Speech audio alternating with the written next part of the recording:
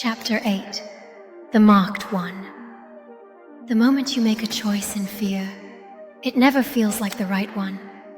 That night, the tree didn't just want life, it wanted loyalty.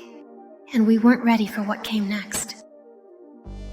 The ground shook as the tree's roots stretched toward us, coiling like serpents.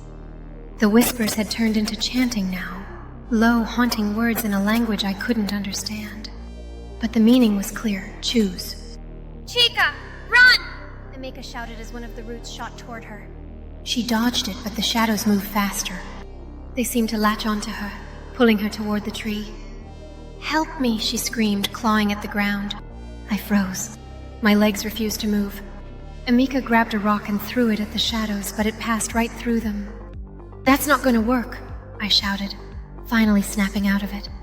I ran to Chica, grabbing her arms and pulling with all my strength. Emika joined me, but the shadows weren't letting go. Tunda's voice rang out again, louder this time. "It's me! Take me!"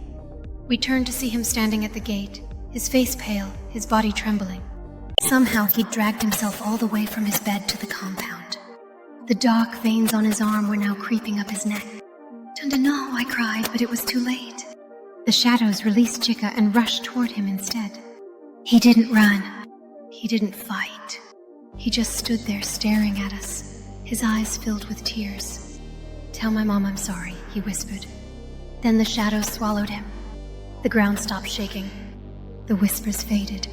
The baobab tree stood still, its branches swaying gently, as if nothing had happened. Chica collapsed, sobbing.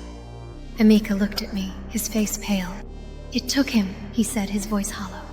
"It took him instead of us." But I wasn't so sure. The tree was still watching, waiting, and I knew deep down we weren't done. If you think the story ends here, you're wrong. This was only the beginning of the nightmare.